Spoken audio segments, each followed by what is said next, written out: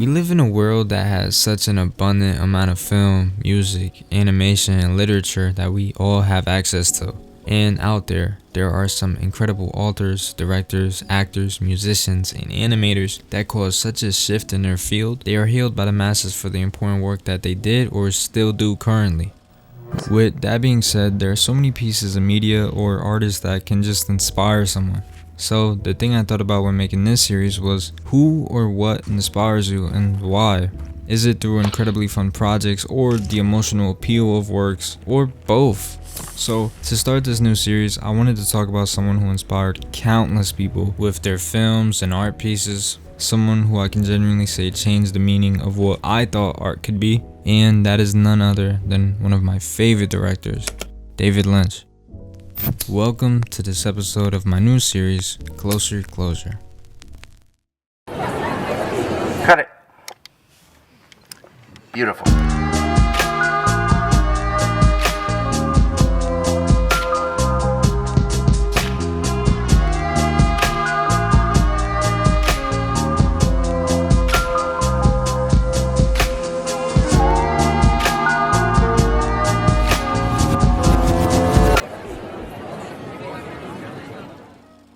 The first time I seen a David Lynch film was like 3 years ago. I've always appreciated film as an art form, and this is at a time when I was constantly watching like some of the great films that came out in the past.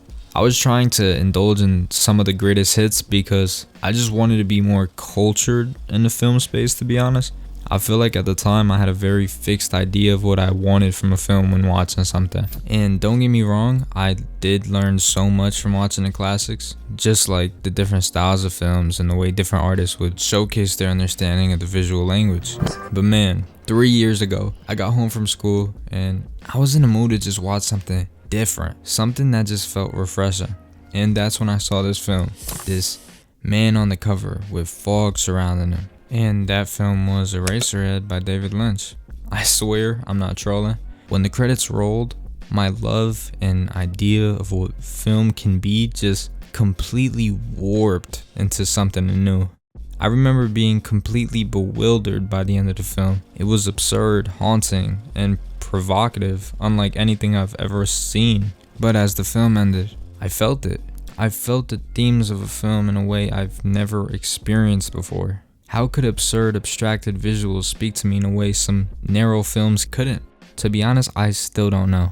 But from that day on, Lynch is and will continue to be one of the most inspiring figures in art for me. Surrealism is literally one of my favorite genres now, and it is honestly because of him. David Lynch created countless iconic pieces of film, art, TV, and even commercials that you may recognize even if you haven't watched them. Like, even though it was a failure commercially, and even to him, he was the director for the first Dune. He made the series Twin Peaks, which has been an inspiration for many artists in different mediums. One of the coolest things Twin Peaks inspired to me was Alan Wake, which is a game series I love. Sam Lake is a huge Lynch fan and even said that he looked to that series for inspiration, which honestly may be the reason why I'm so in love with those games. One of the coolest quotes I heard from him is about why he started making films. I'll just let this video play out for you. Why did you want to become a director? I didn't really want to become a director. I wanted to make films. I wanted to be a painter. I was in a studio working on a painting of a garden at night, and the green was coming out of this black, and I heard a wind, and I saw the green move. And I said, oh, that is interesting. And I thought it would be good to do a moving painting. The thought of being so infatuated with art that you feel compelled to make films is ridiculously cool to me. To have so much love for the craft that you can't help but pursue in its journey is just really beautiful. And that's why I think his films are just so potent in emotion. Think of a film like Mulholland Drive, Inland Empire, which both have insane stories at like a face value, but when you begin to delve into what these stories make you feel and or what they are conveying, it adds another beautiful layer to those projects. And I can really only explain it in one word, and it's just the feeling. That raw feeling that is imbued in his films. And I genuinely think it was because of his unwavering love to tell stories.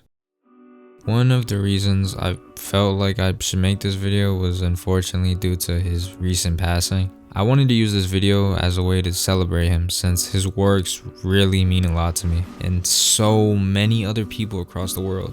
His short films, art, and feature films are so widely praised because of that unexplainable feeling you are left with when the credits begin to roll.